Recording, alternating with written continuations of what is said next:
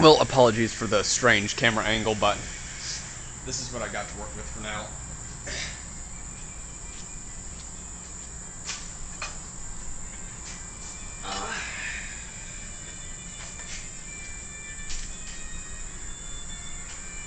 So what I got right here, universal fabric leak stopper, trowel, spreader, cheek spreader.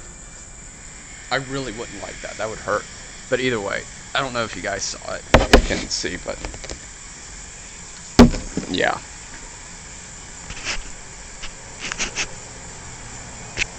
So essentially, well, here, I guess I could just do a close-up. I've already tested it out a little bit right here, and I like it, so I'm just gonna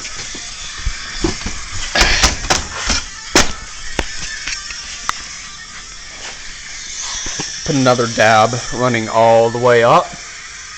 Then I'm gonna take that can of leak stopper over there and just kind of put it on this all along here.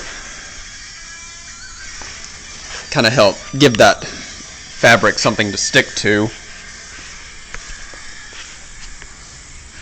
And after that, put the fabric on, put yet another coat of the leak stopper on, and then just let it dry.